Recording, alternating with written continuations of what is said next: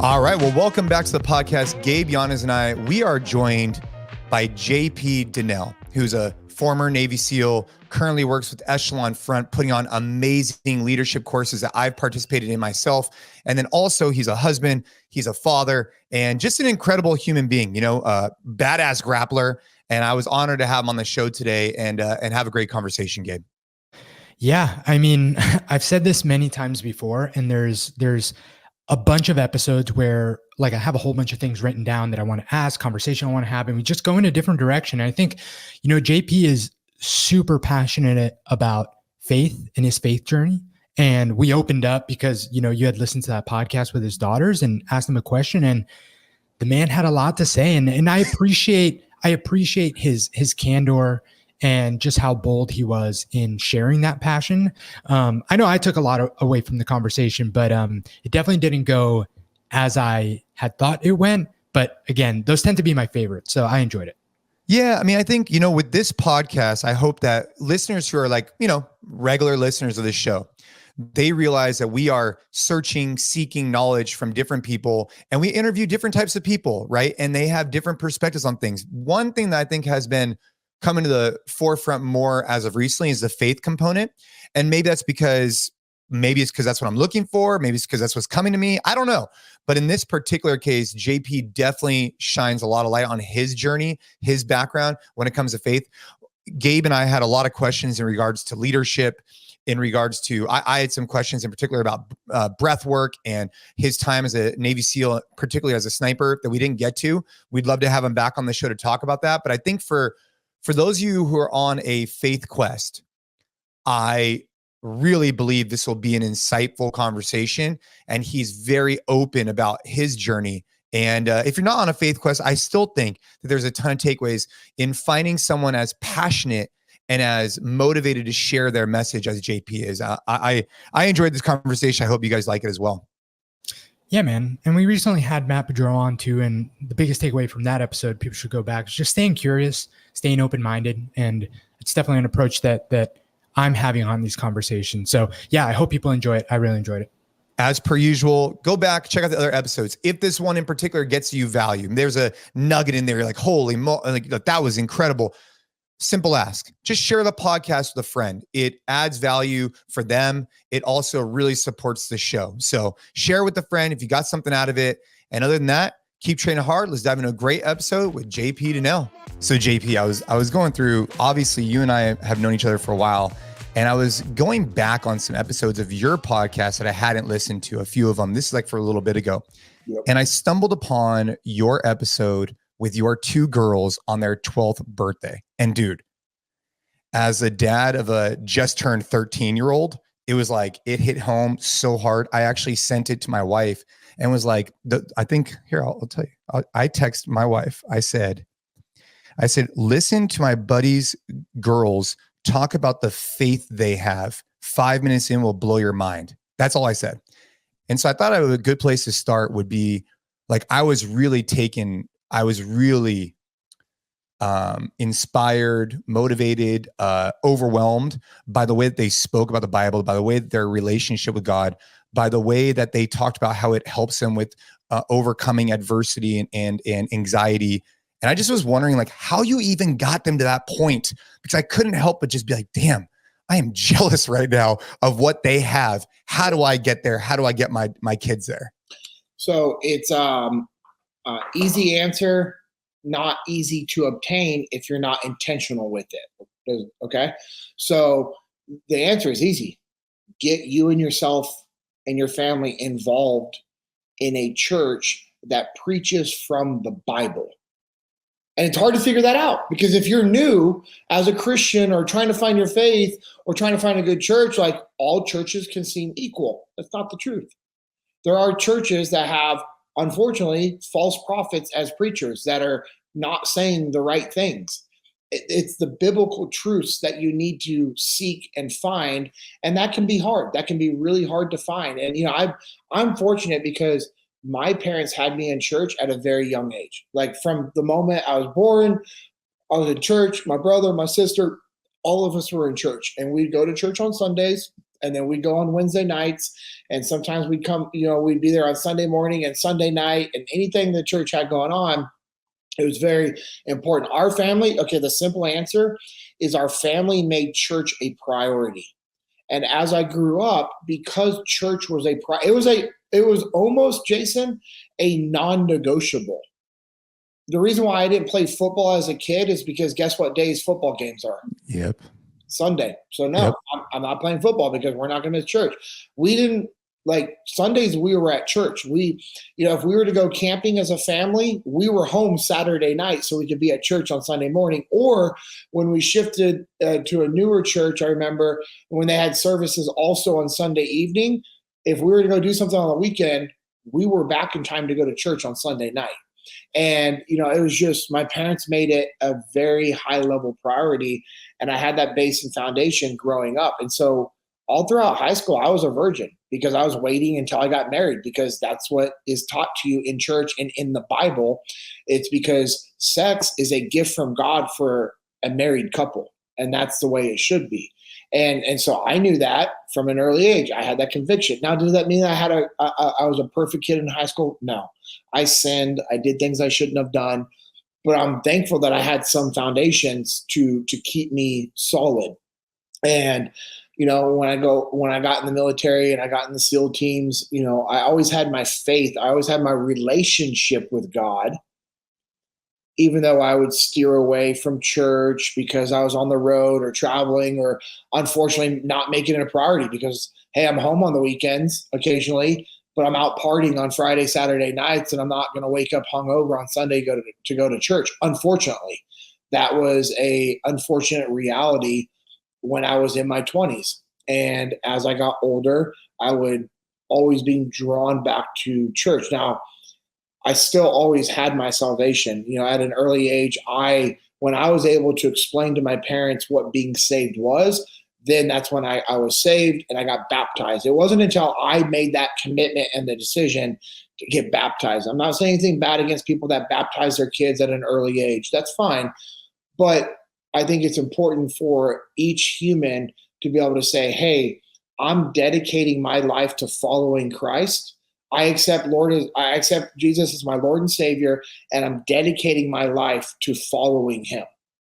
It doesn't mean that you're going to live a perfect life, because you're going to sin. You're going to make mistakes. That's factual. We know that's going to happen, but you're dedicating. And when you can make that commitment and be baptized, you're born again, and your eternity is guaranteed for you. You're going to heaven, which is awesome. It doesn't matter if you sin or whatever. And unless you were to say, I am turning my back on God, I am going against what the Bible says, clear defiance, then you're good. That's what's cool. It's the gift of eternity. Like, God promises us that. And so that was taught to me at an early age. And I always would fall back to it. And then as I got older, and then I got married with Amanda, church was important to me. And then when my wife and I got divorced, I read Extreme Ownership and I got back into church. Those were like the two things that I was like, okay, my life is falling apart. I was drinking all the time, taking painkillers, and just trying to mask the pain from not being in the SEAL teams and teammates being killed overseas, and the guilt from not being in the military anymore and not being on deployments with my boys, and more guys getting killed in overseas and feeling like I should be over there. I'm a coward for getting out, blah, like all these things. And then and so it made a toxic environment. My wife serves me divorce papers. And I just go down the hole even deeper, where I'm drinking and taking painkillers and partying and doing all the things I should not be doing. And then it got to the point where I actually had a buddy sit me down, and we were at the gym training jiu-jitsu, and he goes, when are you going to get your life together, man? He goes, when are you going to stop making excuses and actually own this, right? And he wasn't doing it from Extreme Ownership, but it's a pretty universal life principle for success is taking ownership and not, because I was the best at blaming everybody else, blaming my ex-wife, making excuses, blah, blah, blah. I was really good at playing the victim card. And I had a good friend go, hey man, we need to get your life together. And we just went through this. And I was like, and for me, that was like, man, I got to get back to church. And I got back to church and then read Extreme Ownership. And it helped me understand, like, I need to get my life together in regards to my relationship with God again. And I need to be a good parent, and I need to be a good friend to Amanda, because at the end of the day, we're still connected to each other. And, and when I first came in the picture, Aiden was 4. And even though we divorced, I would still pick him up for school. I would still do things with him because it's the right thing to do. And he was my bonus boy. That's my boy. And even though we were divorced, didn't mean I was like going to turn my back on him. That's not fair to him. And I loved him. I loved him, and so that's a simple fact. And it was by the grace of God that my wife and I got a second chance, because I was getting our girls ready for church one morning. She's talking to our kids on speakerphone, and she asked the girls, she's like, hey, do you want dad to pick me up for church? And of course our daughters say yes, and they're all excited. And I'm driving down the road, getting close to her house, and I kind of like started to get little butterfly feelings a little bit. I'm like, that's weird. I don't know, why am I feeling this way? Like, we had done the back and forth thing and it just didn't work. And I was pretty bitter still. I had a lot of anger in my heart towards her and just life in general. But I was trying to make a difference. And I know when you decide to make a difference, it's not an instant overnight thing. It never is. Like, you have to put in the work. As you know, from being a high-level athlete and a business owner and a father and a husband, life takes work. To be able to achieve success in whatever realm you're seeking it, like, it takes work. And so I knew I needed to still be putting in a lot of work. And I get that, and I turn down the street, and she's standing outside, and I remember I got frustrated from how good she looked. I'm like, dang it, man. Like, good Lord. She was a smoke show. I outkicked my coverage, like, by far, And I remember I was like legitimately pissed, like, how good she looked. I'm like, I can't do this again. I'm not doing it again. Like, we go to church. That's cool. But, I'm not falling for that blonde again. And she gets in the truck. She, good old Southern girl, from Mississippi. And, I'd met her in Mississippi. I got out of the military and was living there. And we can talk about the transition later if it makes sense. If not, it's not a big deal. But so I'm living in North Mississippi, and she gets in the truck and she's like, you look nice. I'm like, thank you. I don't say anything to her, like how beautiful she looks. We go to church, we drop off the kids in daycare, and we go sit down at church, and she writes down on a piece of paper, I still love you. And I read it, and I handed it back to her. She says I crinkled it up. I thought I just folded it and gave it to her, but she's probably right on that one. And so either way, I'm a little frustrated. And our pastor starts preaching, and the subject was letting go of anger and resentment in your heart. Like, you've got to be kidding me. It was like meant for you, huh? Oh yeah, 100%. And it's funny, like I felt that time. I felt that multiple times in my life, and I've had other people say, "Man, I felt like my pastor was speaking directly to me." And I'm like, "That's the power of the Holy Spirit. That's the power of God." Like, it doesn't matter where you're at. You can find something from a message if you're seeking it, if you're looking for it, if you need it, if you have an open mind, you can find it. And I'm willing to bet, legitimately, if we're being honest, there's not one person that doesn't need to hear the message of letting go of anger and resentment in your heart. I don't care who you are. You hold on to either a lot of it or a little bit of it. But at the end of the day, that's sin. And that's the devil trying to come in and create separation between people through anger and fear and all those things that is not of the Bible. And so I'm sitting there, I'm like, all right, open mind, listening, obviously. And they, at the very end, they say, hey, we have these small groups for married couples that are having problems. It's a resource. And I'm like, oh, that's cool. I'm not thinking anything because we're not married. And she goes, hey, we should do that. And I'm like, we're not married, kind of being a little jerk to her. And yeah, because at that point, JP, how long had you guys been kind of separated for? Not separated, divorced, like full on divorce. I signed divorce paper about a year. Oh, really? So a pretty long time. Like, it wasn't like, oh, this was like, we should get divorced. And like a month later, it's like, maybe that wasn't the best move for us. No. Like, I had dated other people. She had dated other people. Oh, okay. I was looking like not to be with her. I wanted to go do something else. Oh, okay. And I was like, cool, guess what? I have different plans for you guys.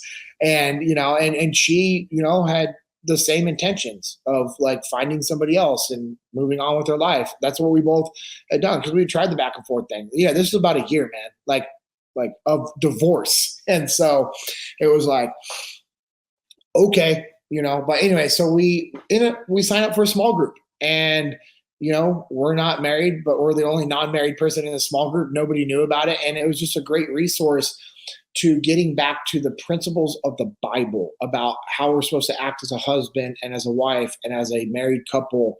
And, and just having that resource of like-minded people that were either going through problems or there to support, which is cool, because all the couples that were there, you didn't know if they were having problems or if they were there to help support. It didn't matter, because at the end of the day, eventually we're all going to have some problems. No matter how squared away you think you are, you're gonna deal with some stuff. And so it was a really cool example of how just subordinating your ego and seeking help can change your life. And the fact that we did that, and now the thing is, Amanda and I, we made a commitment to each other to do it with open minds and a full commitment, like a full commitment to each other. And so that meant other people that had been in our lives, we got rid of them. Meaning like, hey, we're done. This is no longer happening.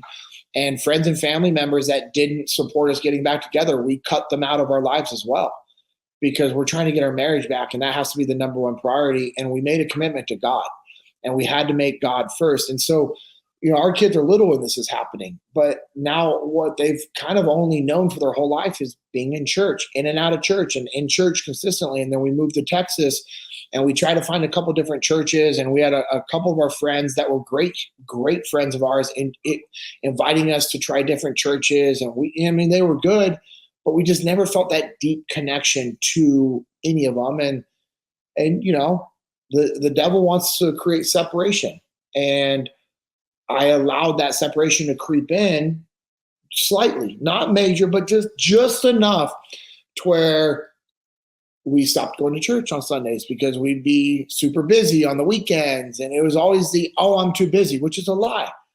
It was not a priority. And then I would make Echelon Front travel a priority, which, okay, travel for Echelon Front is important, but I shouldn't be missing church, especially when the church milestone that we go to now, that we had gone to and tried out, they have a Saturday night service. So, okay, if I'm traveling on Sunday, go Saturday night, or go to the 9 a.m. service. Not ideal, but go to the early service and then go to the airport. But I was just making excuses. And it wasn't until our son Aiden said to Amanda and I with conviction, he goes, we need to be going back to church as a family. Like, just straight up called us out. And Amanda and I were like, you're right.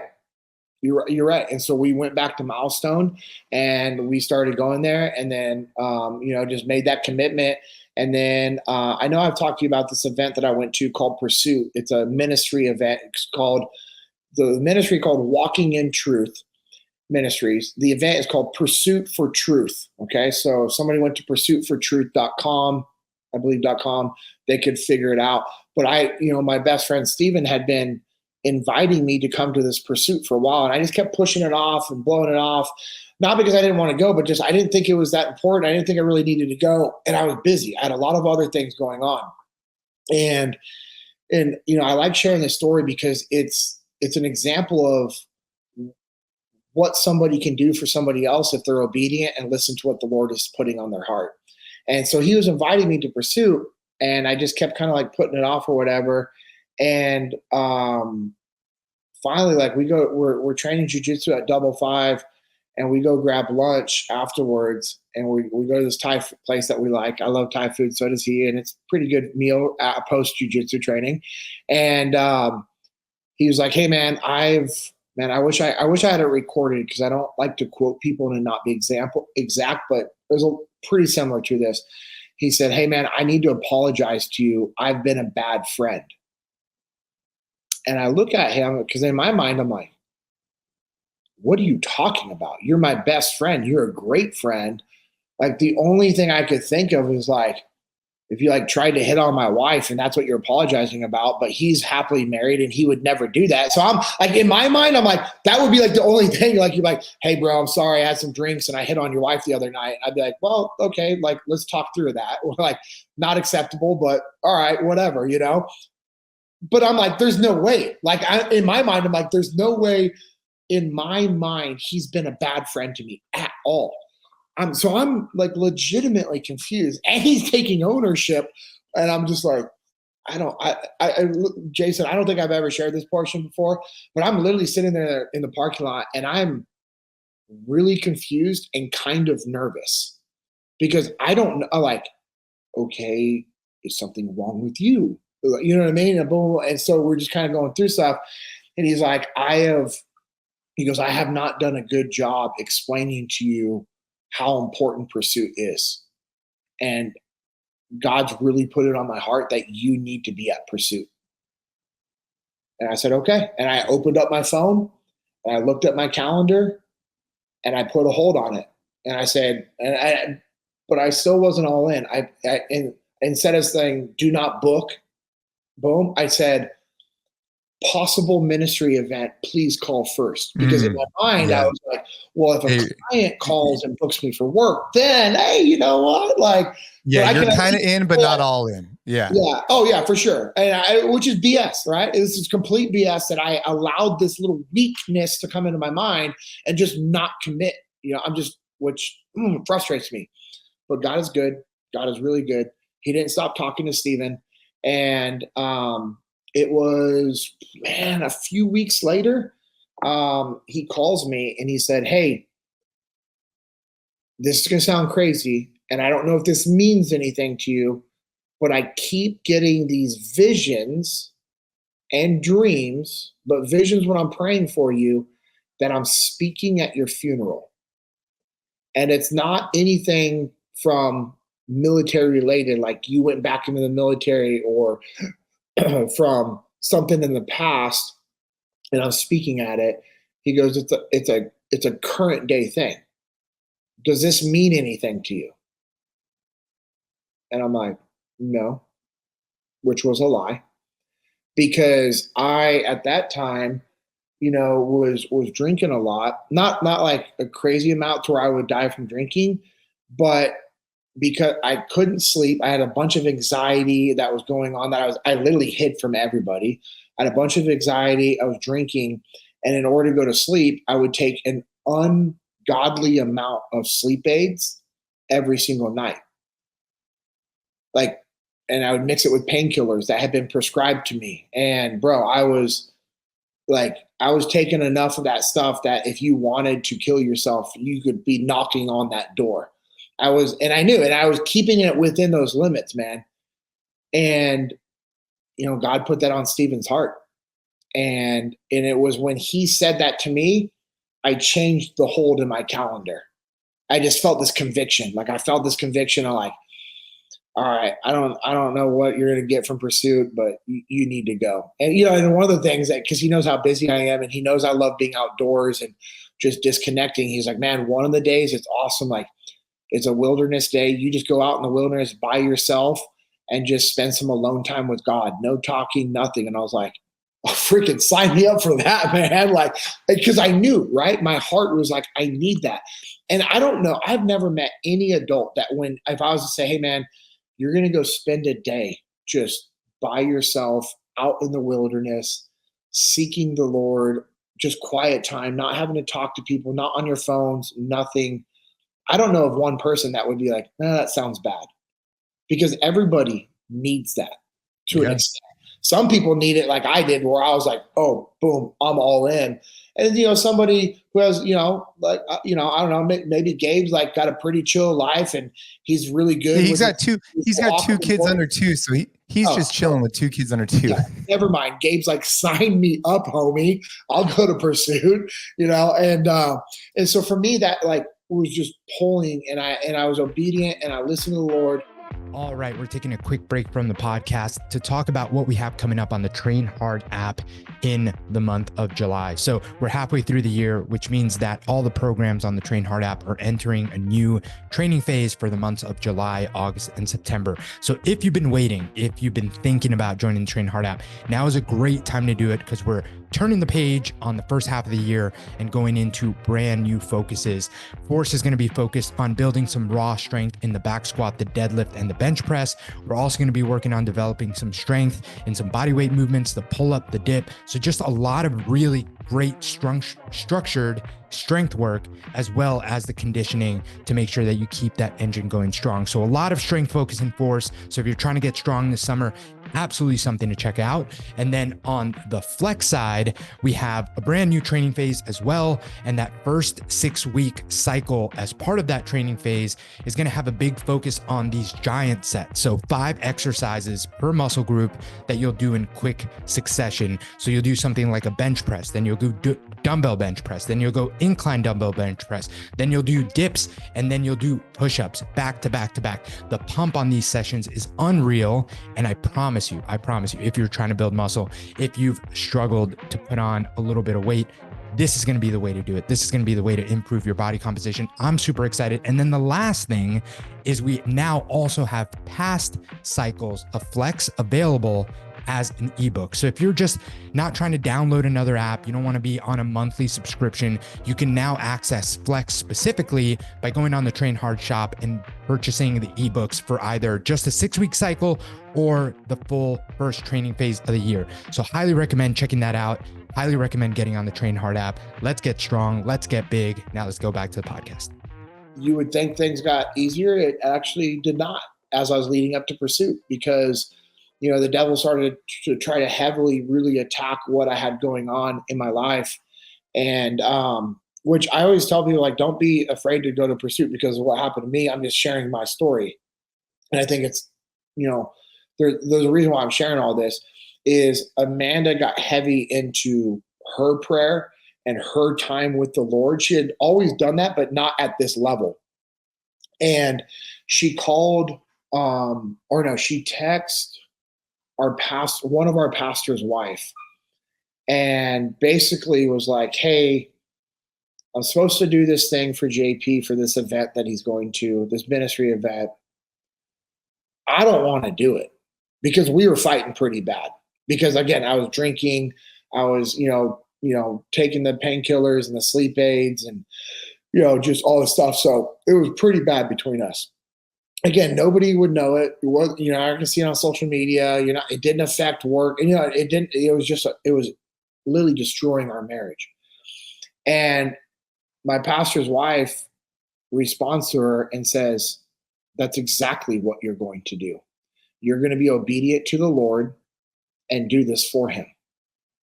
And Amanda said it was that boldness and and she also knew that God was speaking through this woman to tell Amanda what she needed to do. And even though at this moment things were so bad between us, she was still honoring me as her husband and fulfilling what she needed to do for me as I was preparing for this event. And our kids saw that. They didn't see us fighting, but they saw us going to church and being a part of church, and Amanda explaining how important church was to them and how it being a base. And so I went to this event, and I mean, I've talked about it on my podcast and other podcasts. It was a game changer, like a complete 180, a complete 180 for me. Like I said, I've been saved. I was saved my whole life. I'd fallen off the path, but this was a different experience where I actually was able to seek the Lord, feel his presence, and get clear direction for what I needed to be doing in my life. Like for the first time ever, like legit clear direction. Because when I was in the SEAL teams, it all made sense to me, because I also knew that that's what I was supposed to be doing. But since I had gotten out, I was always kind of like, I don't know what my mission is. And even being part of Echelon Front, which is an incredible opportunity, and I know that's what my mission is, it wasn't clear to me because I hadn't been obedient to the Lord as I was like seeking these things in my life. And Pursuit just changed everything for me. And it was, I guess the easiest way to explain Pursuit is it's an opportunity for you, no matter who you are, what your beliefs are, your background, where you're at with your walk with God, or maybe even not. Like maybe you've never talked to God, maybe you've never prayed, maybe you don't believe in God.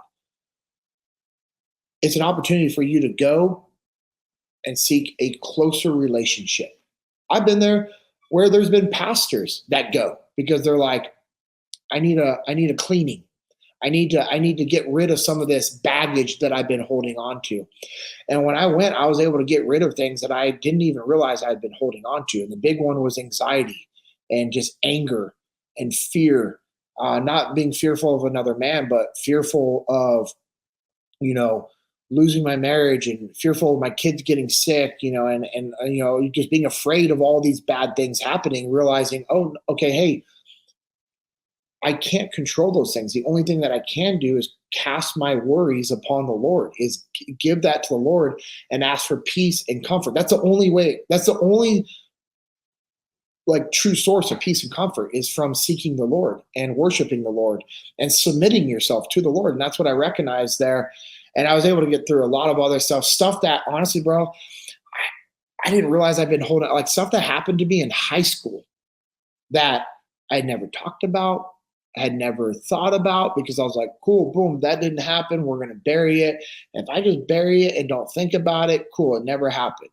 And the times that it would come up, anger, just just bad anger, violence would be rooted in these things. And so that's why I would keep it buried, that Eric Church song, Dark Side, that was a real thing, man. Like that song, there was times I would listen to that song and I would visualize doing horrible things to people because of what had been done to me when I was younger. And I was like, but that's not the answer. And I was able to let go of all that stuff. I was literally able to just fully surrender it and be like, all right, God, this is yours. This is yours for you to do it, because the world is full of sin. And, and some people say, well, if God's such a loving God, why does he allow bad things to happen to good people? It's because of sin. We live lives of sin. That's what happens, unfortunately. And I know, some people are like, well, what about innocent people that haven't sinned, that haven't done anything wrong?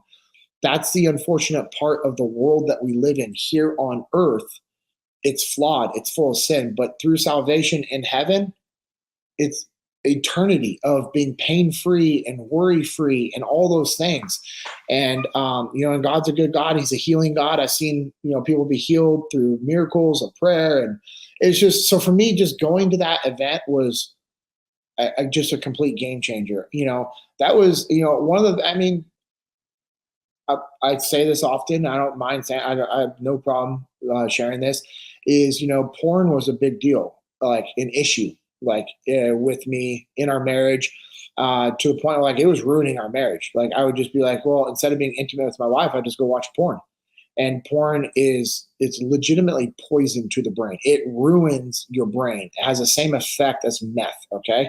It literally destroys your brain, and it's ruining society because of the unrealistic expectations of what a relationship is supposed to be like. And that's not love. There's no love there. And it's just and then you open up that door, and then it opens up to something else and something else. And all of a sudden, 2 years later, you're like, dude, who am I? What am I watching? And the porn was bad. Like I said, instead of me being intimate with my wife or loving on her, I'm like, well, that takes effort. I'll just go watch porn. And I would actually tell her that. That's how bad it had got. I'm like, I'm just going to go watch porn. They say that especially with the youth, that's a major problem. Teens. Yeah. So Lucas and I talked about this on my podcast. The average age that kids are now exposed to porn is 8 years old. What? That's the average? Yeah, because of these and the tablets that we give them and the computers. And they're saying that on average, kids, no matter where you're at, no matter what parental controls that you have set up, are 3 to 4 clicks away from being exposed to soft porn and then pornography. Dude, it's disgusting. Gabe, we've talked about that a little bit, but not at that level. So if you guys want, I can have Lucas. We can get Lucas on one time, because we dove deep into it on my podcast. He's a pastor. He does my podcast with me, and he was like, yep, because one of the things his church does is they help men and women that have been sex slaves. And I was like, man, he goes, oh yeah, it's a common thing. It's a real common thing for boys to be kidnapped as sex slaves. We only think about girls, right? We don't realize that there are young men that are trying. And that's the other thing is like, talk about having empathy and grace for people, because you're like, oh, this person's a jerk, blah, blah, blah. Hey, man, you don't know if that person that's being rude to you or is frustrating you, maybe the last 9 years of their lives, they were being held against their will here in the United States as a sex slave. And then the last year they were rescued and they're trying to transition back to normal life. Yeah. Just having that grace. Yeah. Talk to me about your bad day again. It's just, Yeah. just get a little. So anyway, so that was an issue in our marriage that I caused, obviously. And I went to pursue, and that's one of the things I surrendered. I was like, nope. That's connected to the spirit of whoredom, right? The spirit of whoredom, and opens up the doors to lust and pornography and, immoral sexual acts. And I was able to get rid of that and submit that and surrender that to God. And just, bro, it's been since February of 2020. I haven't looked at porn once, man. I haven't even opened it up to like, I haven't even gotten to the point where I'm like, oh, nope, I shouldn't be looking at this.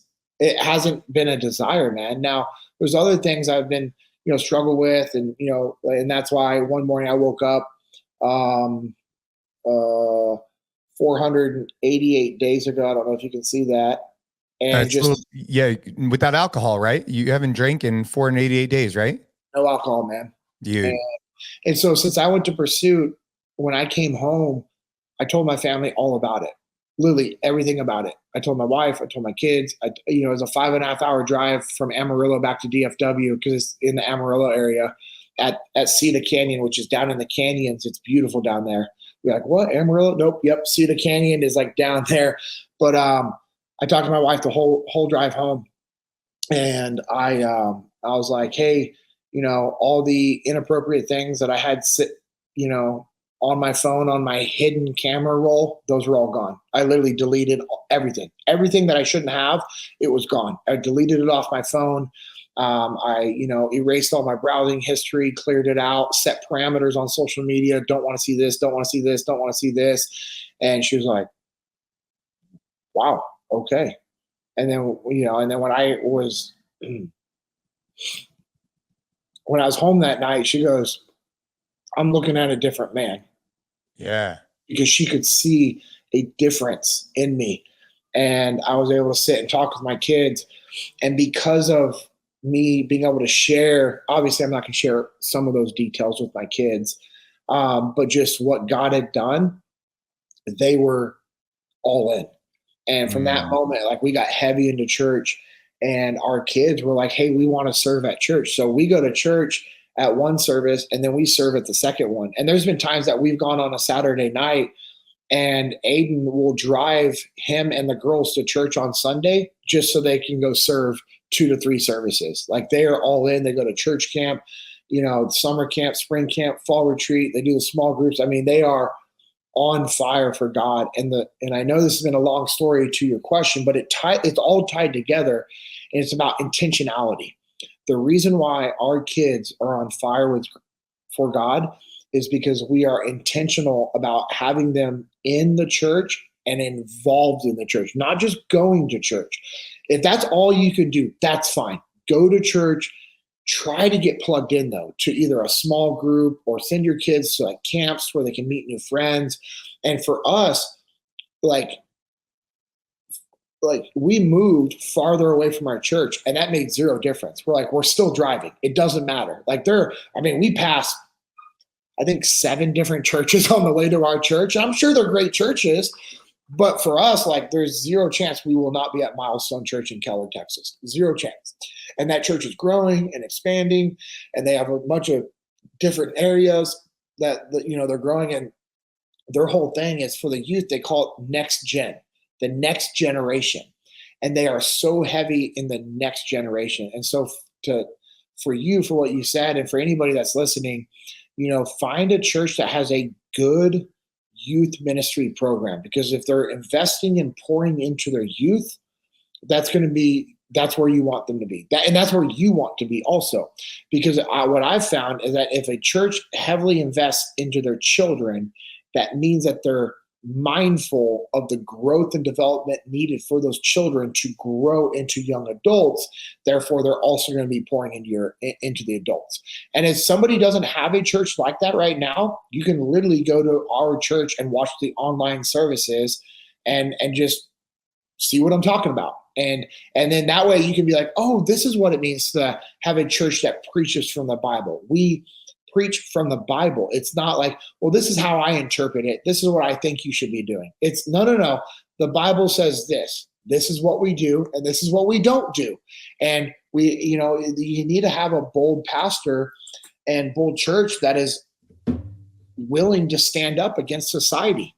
When society's like, well, yeah, they shouldn't be doing that, but whatever. No. It doesn't mean that we don't love them. Love thy neighbor, real thing. Love the individual, hate the sin. There's a difference there, okay?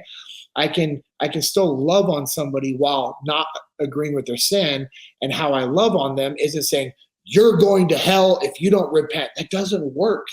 That doesn't work. Like if I was to be, tried that with, Jason, I'd be like, hey man, if you don't get saved, you're going to hell. You'd be like, okay. But if I was like, hey, I would love for you to join me for church, man. Like we have a church on Sunday, we go to this service, but hey, if this service works better for your family, man, I'd love you to come join us. And maybe you're like, oh man, I'm good. Church isn't for me. I'm like, cool, man. Hey, you want to link up and grab coffee and just let's talk. Let's see what's going on in your life. To where now I'm getting to know you and I'm building a relationship with you. And if I have a relationship with you that's genuine, because I'm trying to be a good human and trying to help you out, when I invite you to church later, is the likelihood going to increase or decrease now that we have a good relationship? Right. Now, it doesn't mean that you're going to stay there or become a member of my church, but you'll probably go. And for me, that's what I love about Milestone is it doesn't matter who's preaching. It doesn't have to be Pastor Jeff Little, the senior pastor. It doesn't have to be Tyron, who is like one of the OGs of that church when they founded the church and they moved from Abilene to DF to Fort Worth area. Like he's been there forever. He started the Next Gen program. He's one of my favorite pastors. But guess what? All the pastors are my favorite pastors because they speak with conviction and truth, and they are awesome. So when my wife and I and our kids, when we invite people to Milestone, it doesn't matter who's preaching. It literally does not matter. We're like, cool, they're going to love it. And, and that's for us, that's what we've done. And here's the thing, like your kids are on the path to being healthy and working out. I love watching your social media posts because of your family stuff. The workout stuff, that's cool.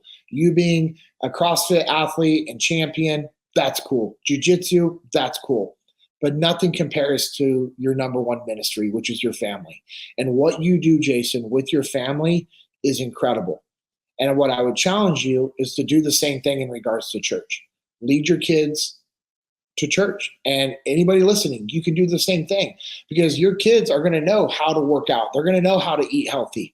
There's zero doubt in my mind that any Khalipa is going to ever wonder, like, well, I don't really know how to work out. And what should I be doing for a healthy diet? Like there's zero chance that that's ever going to be a thing. But as you've led them that way, you could do the same thing in all these other areas of life. And that's what's cool. That's what we get to do as dads. And for the women that are listening, that's what you get to do as a mom. And for the grandparents listening, that's what you also get to do as a grandparent, because you know what? My grandmother still to this day wakes up and the very first thing that she does is she prays for every individual in our family. And she has a prayer journal that she writes in every single day. She writes out her prayers and thoughts to the Lord every single day. I mean, I remember being very little, spending the night at my grandparents' house up in the Meadow Vista, Auburn area of Northern California. Oh yeah. Yes. NorCal. That's real NorCal. Yeah. Yeah. Up 80 on halfway between South. Yeah. Well, they had 5 acres up there. Yeah, but the faith, it just seems like it's been, obviously a part of your life since early age. You kind of go off the path, get back on the path. Yeah. And now you've found a home, and I think your kids are picking up on that too. And I mean, I definitely, Gabe and I, we talk about this sometimes on the show. Definitely, I think that anybody who listens to the show has kind of heard us talk about this kind of stuff at a high level. And we're going to talk about it more with like guys like Dan Bailey and others, but it's really exciting to hear the impact it's made for you and how it's brought you closer to your wife, and then laid a framework for your kids. That was the biggest thing I took away from that podcast, was like, these kids are different. They're different because they have faith in something bigger than themselves. They have purpose that is driven from this. And I'm interested in that, right? I'm interested in providing that to my kids and for myself. So I appreciated that episode. Yeah. Thank you. I appreciate it. And I'll let them know, because we've gotten that feedback quite often from that, because of, just like you said, the conviction that they had. And, like a simple thing, like we've told our kids, now that they learn more about church and the Bible, they know how to study the Bible. But, a basic thing is, like, if somebody's listening, they're like, hey, where do I start? Well, okay, buy a Bible, or if you don't have a Bible, you can literally send me a message on Instagram. The ministry that I'm a part of, Jesus and Jiu-Jitsu, will mail you a Bible. Like, we have people donate Bibles all the time to us, and we mail people free Bibles all the time.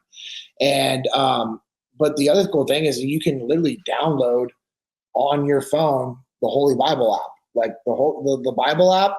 It's with, let's see, I can't remember. Why am I drawing a blank right now on who? Anyways, YouVersion. Yeah, the YouVersion app of the Bible, and then you can literally read any portion of the Bible that you want on your phone. Like, so today is the 13th. Hey, you're not sure what you should do or where you should be reading? Cool. Go to Proverbs 13. There's 31 days max in the months. There's 31 chapters in Proverbs. And they say that Proverbs is a book of wisdom for guidance. So there's a chapter you can read every day of the month. And I remember, Gabe, I don't remember who we had on who said the same thing. Was that Dan who said that, Gabe? No, it was Nathan Mansfield. Oh, Nathan Mansfield. That's right. He said the same thing. Hey, Gabe, I know that, we got started recording a little bit late, and I know that you have some out to head away, but I know you had some things you wanted to talk to JP about. I wanted to make sure we had time for that. Well, one thing that, I was thinking a lot about while you were sharing your story, JP, we've had a good amount of guests share their kind of faith journeys and how they got to where they're at. And I think that the common thing that I've noticed, and I don't think that this is everyone, but it's maybe a lot of the people that feel so compelled to share the story and encourage people to find their faith and start that journey. Usually that story has I don't want to say like a rock bottom, but there's a point of I need to find this thing. And I guess I'm trying to kind of form the question around this, but it's something along the lines of what purpose, or how would you encourage someone to find faith in a more proactive way, where it's, because I do feel like a lot of times you're almost like it forces your hand, because you get to the point where you're like, I need something bigger than me to be my North Star. Because I mean, and honestly, porn is a great example. Like, I think the common thing is once you start being so focused on just your pleasure, your needs, and nothing else, that tends to always lead to bad things, right? It's as soon as you start, and for me, the biggest thing now is being a dad, me now being much more concerned about the well-being and happiness of these two tiny humans has made me so much more responsible and so much more goal driven, and thinking of the 5 year, the 10 year, because now it doesn't just impact me. It's not just, money that I'm saving for myself, or what we're going to do with the house and trips that we're going to go on. Now it's my family. So I guess the question is how would you talk to someone that is, and you kind of mentioned this in your story, but say Gabe, feels pretty good about everything, but for that person that feels that, everything seems to be going pretty well, what role does faith, or just finding some purpose bigger than yourself, serve for the person that maybe isn't in a position where it's forcing their hand to look for something? Yeah. So, I have this tattoo on my inside of my wrist, and it says, "This too shall pass." And for me, it was a reminder, hey, when times are bad, keep your head up, they'll get better. But when times are good, stay humble, because it can fall apart. And I had experienced that firsthand. And I had heard stories from a lot of other people about that happening.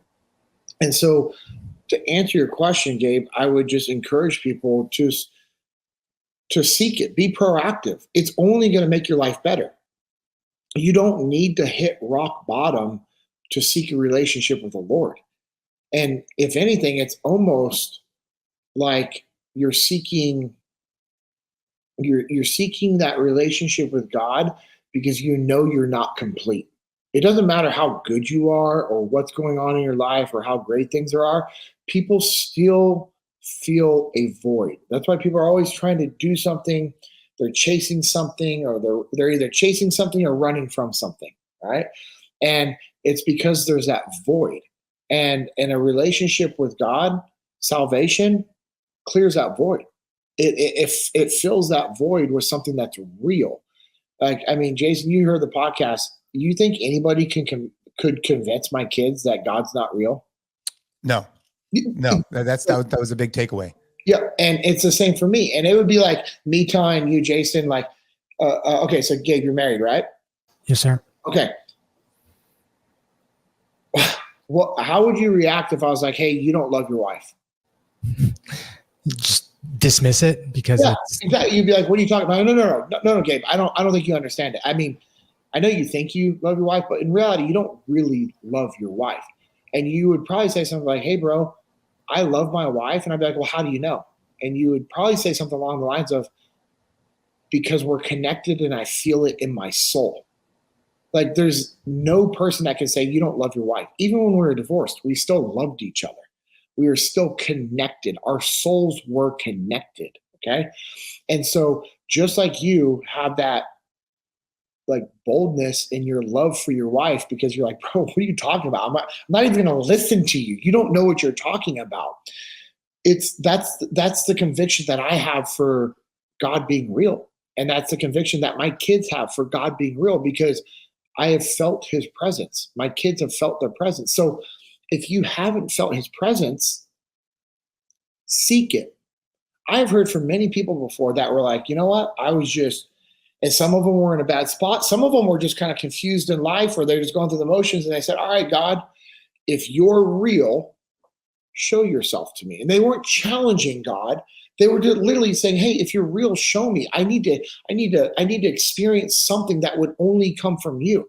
And I've had people, all of a sudden they get a phone call from somebody that they haven't talked to in 7 years. And all of a sudden the phone rings and they're like, that's weird. Hey, what's up? They're like, hey man, God put you on my heart. I just wanted to check in on you. And you're like, all right, man, I'm all in, like stuff like that. I just had my professor Formiga on my podcast, and he's been in his journey of getting a closer relationship with God. And he shared a story this morning as we were recording about how when he was home at Brazil, when he goes there, he disconnects from his life in the US, the business, everything. He's just there to recharge. He doesn't really check his phone. He doesn't do anything while he's there. It's just him and his wife and his kids being focused with their family. And he was in the shower and he was getting ready for a different Christmas party on the busiest day of his whole schedule. And God said, call this person. And this person was on his mind. And he's like, okay. Like he felt like he needed to call them. Like he had felt God saying, call him. Obviously he didn't hear like an audible voice saying, Formiga, call so-and-so. It wasn't like that. But he was like, why am I thinking about this guy? He thought about it. Boom. That's why the Bible tells us to hold every thought captive, meaning if it's a thought, hold on to it, evaluate it. Is it of the Lord? Act on it. If it's not, well, guess who it's from? It's the devil. So dismiss it, rebuke it, get rid of that, okay?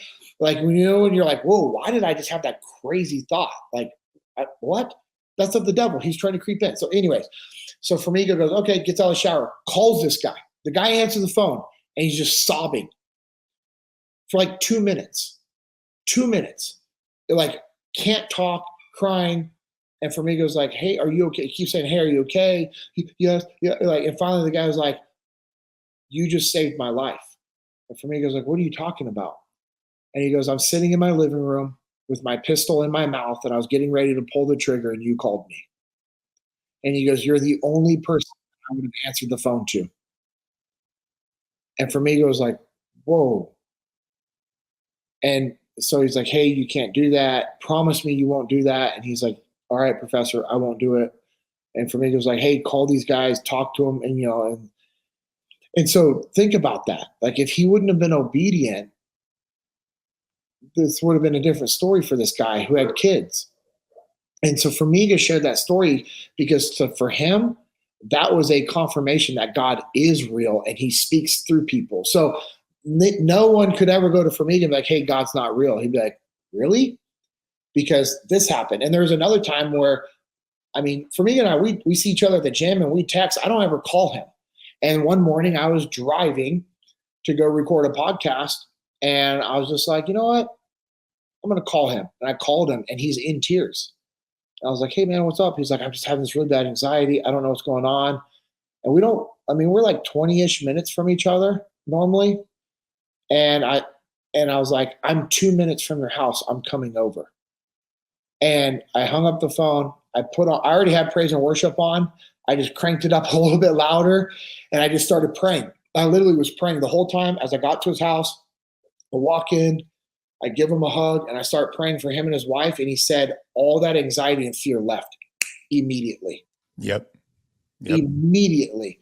And so to answer your question, Gabe, I would say we're talking about eternity here.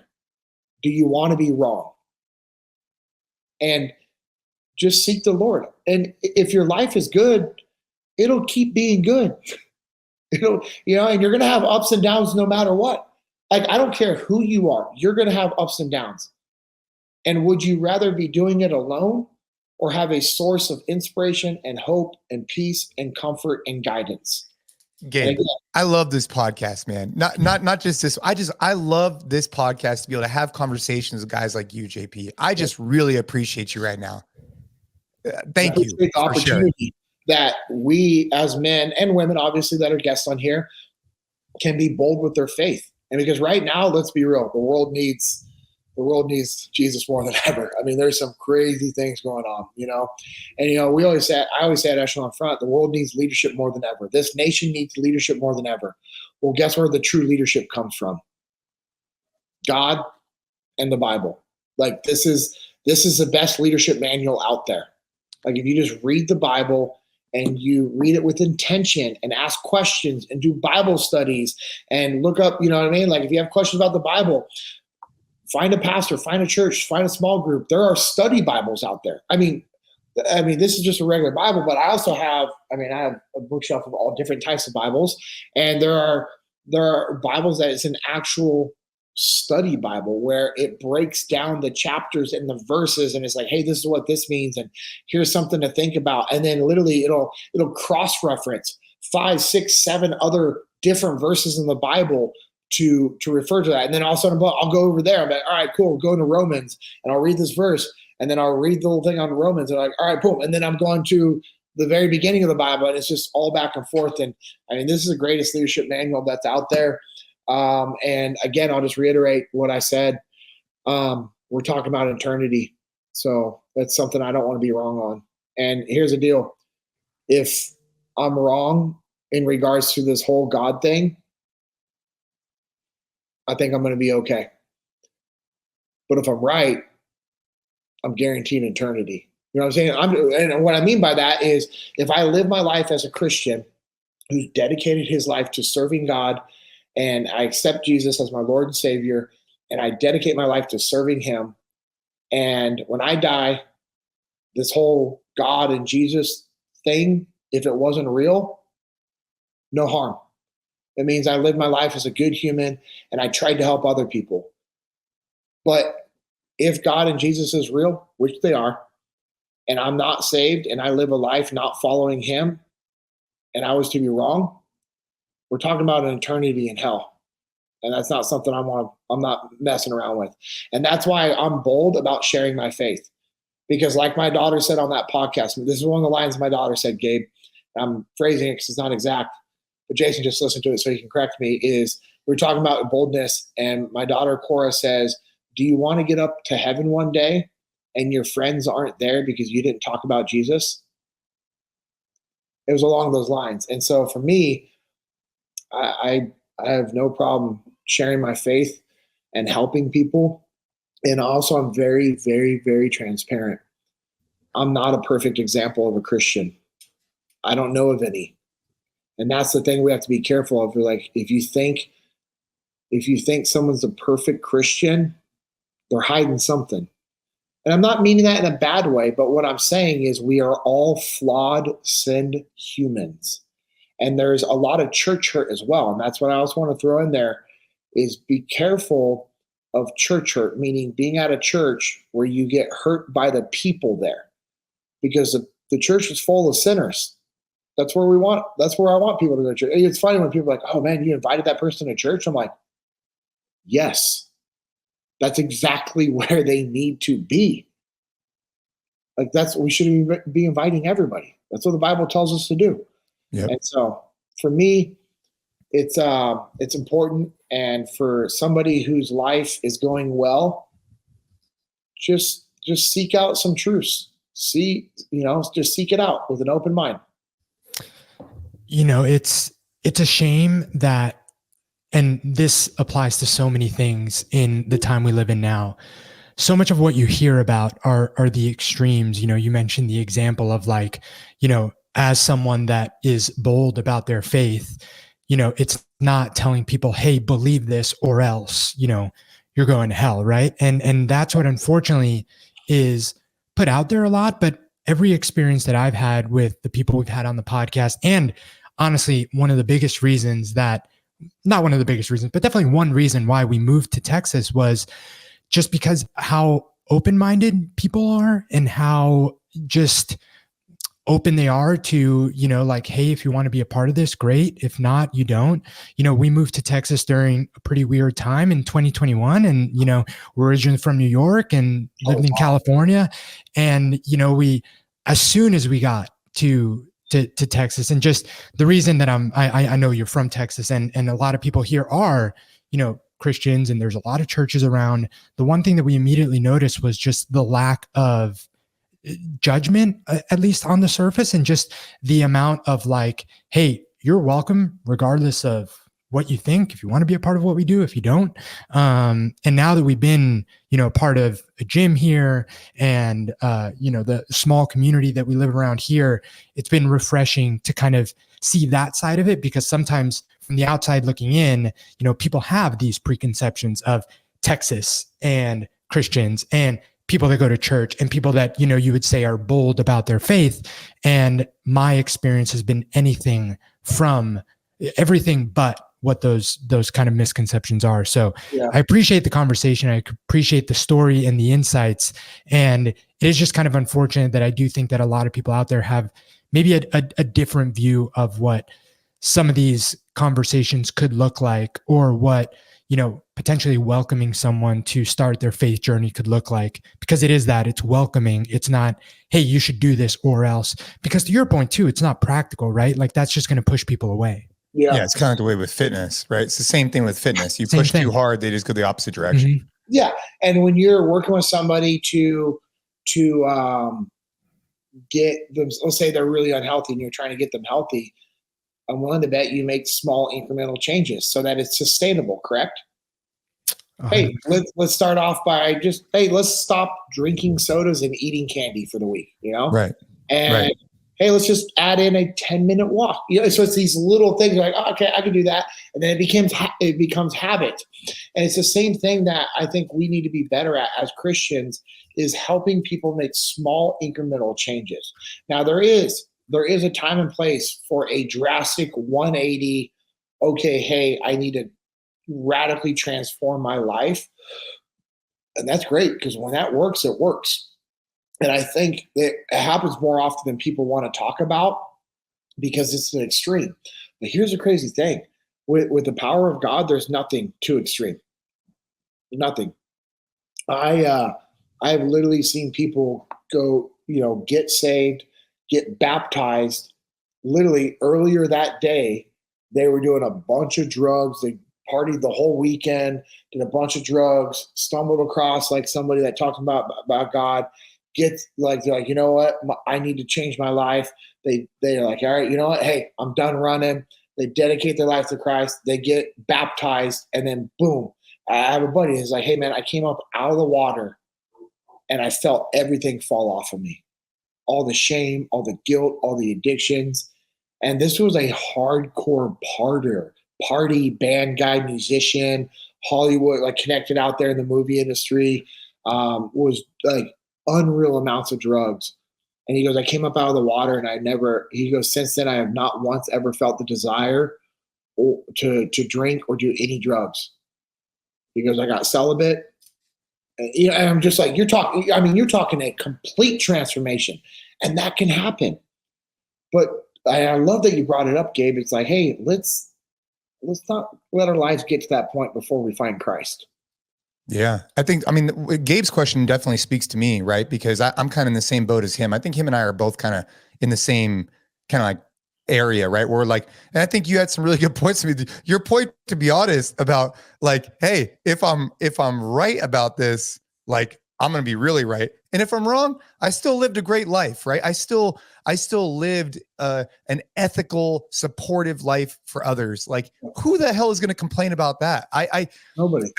I do want to ask you a question, and I wouldn't say it's switching gears, but you brought up this idea of disconnect and disconnecting when your professor was in Brazil, and yeah. I think this is just something that's really important, and this made a big impact on my life, and so I want to make sure that I brought it up at least this first time around when we're speaking on the podcast. Yeah. Was I went to the FTX, which is a echelon front course that you guys put on. I highly recommend it for anybody interested in leadership skills, in particular from a business perspective. But one of the things that you guys talk about is this idea of detachment and detaching from your ego, your emotion, and your perspective. And you shared a story there about a time that you showed up for, I couldn't remember if it was grappling or CrossFit gym, and you had changed the woman's tire, and you know sort of talking about. Yeah, yeah. And it really opened my eyes, because you talked about how that instructor, if he had just detached from his ego, his emotion, his perspective, it would have been a completely different experience for you. And I think that this has been something that I've not only incorporated from a business perspective, but also with my family, also with my wife, is the art of detachment. And I think it's a superpower, and I definitely want to touch base on it here today. Yeah. And I'm glad you brought it up, because it's a very important thing, whether we're talking about faith, fitness, business, finances, relationship with your wife, your kids. Detachment is critical. The ability to detach is a superpower, because it allows you to not act in emotions and get as much information so that you can make a decision before you do or say the wrong thing. And in the story he's talking about is I was headed to a jiu-jitsu gym, and I was driving, and there was a lady on the side of the road with her kids.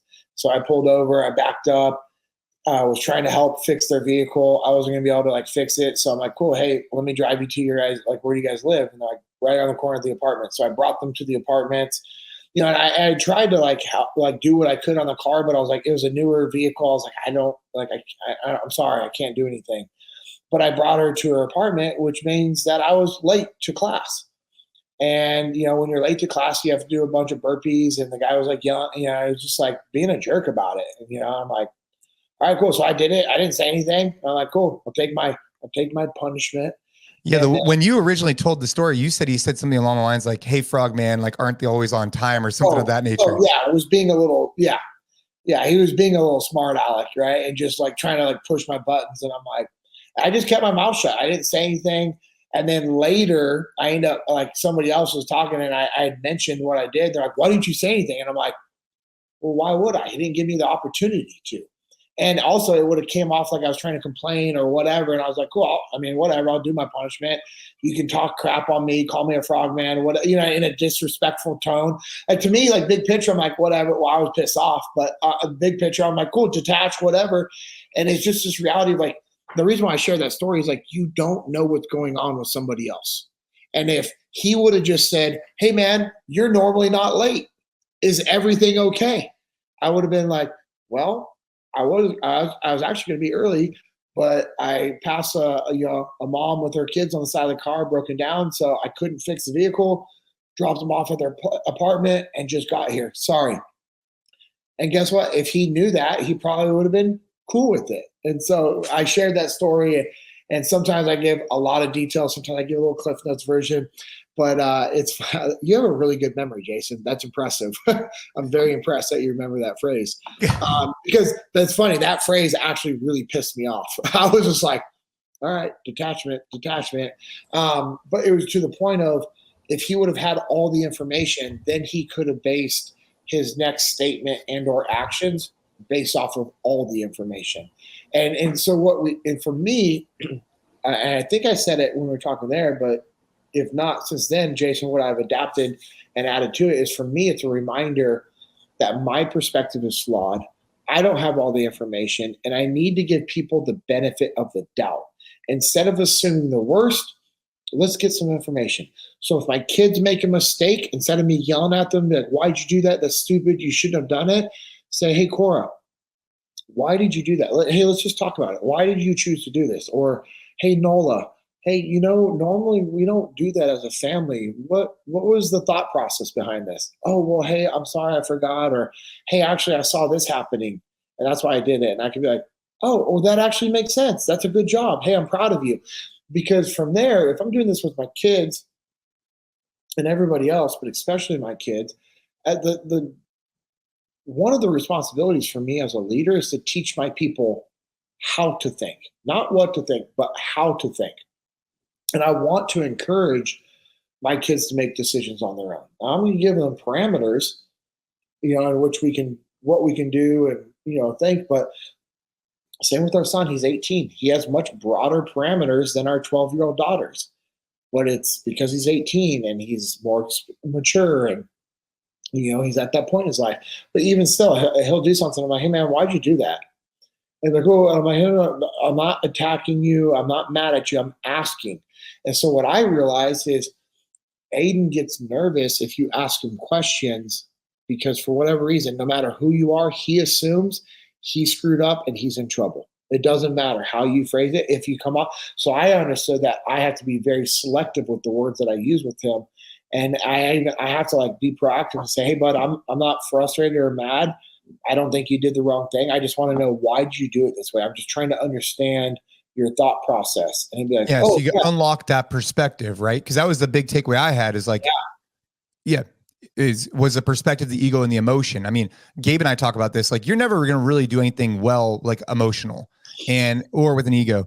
But I think you're really tapping into this right now, which is the perspective piece, which I think I added that. And I think it's important. You use the example of radio talk and saying hey, there's a bad guy over there. Well, it's you need more information. The more that you can share, the better off you can get a line on your shared perspective. But I wasn't thinking about it so much with the kids. I think that's a impactful lesson there to get more information before you start saying something. So thanks for sharing that. Yeah, no, thanks for bringing it back up. It's always good to talk about, because I do this for a living, but man, it's a good reminder. And and that's a point of I like to remind people about being intentional. You've lived your life very intentional to be able to achieve what you've achieved in health and fitness and now business. And, Gabe, I don't know much about, your life, but I'm willing to bet you're probably pretty intentional and a high level performer in some things, if not all things, if you're doing a podcast with Jason, I try to be. Yeah. Well, he can pick and choose who he wants to partner with. And, that's something I explain to people, you got to be careful of who you surround yourself with and who you connect yourself with. And I want to be surrounded by people that are better than me, smarter than me, and that bring out the best of me.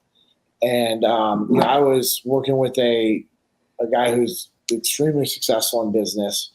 And, we were just talking about leadership and life. And he goes, if I'm the smartest person in the room, that's a problem. I don't want to be the smartest person in the room.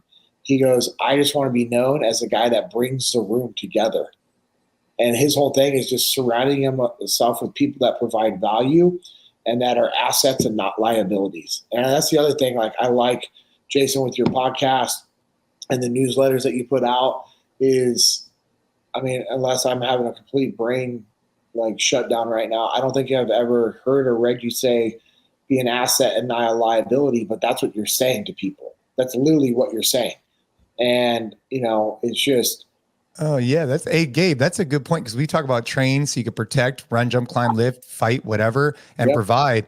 And really what you're talking about, dude, hey, I think JP just came up with our next newsletter, which is be an asset to people, because that's the truth, right? Like, that's exactly what we talk about. Yeah. And in all aspects, think about that. Like, you're an asset to your kids. You're an asset to your family. Hopefully I'm an asset to my parents and to my neighbors and to my friends. And I want to be an asset to Echelon Front. I want to be an asset to my business partners with Little Cattle Co. and On the Path Printing. I want to be an asset to this podcast and our friendship. I want to be an asset to my church, meaning I'm living a good example as a Christian, and I'm inviting people to church. That's the thing. It's unique that people will be sitting there and be like, man, they're at church, like, man, I wish more people were here. I wish the church would grow. Well, go invite people. Instead of sitting at church wishing the church would grow, why don't you go grow the church? Why don't you go invite people and build relationships? And again, that's being an asset to me. That's an asset to the kingdom, not a liability. JP, I appreciate this combo, man. We're going to have you back on, because there were a handful of things that I definitely wanted to get to, but we're running a little bit out of time here. Well, running out of time because I got here late. Hey. Frogman was late again. Hey, Frogman.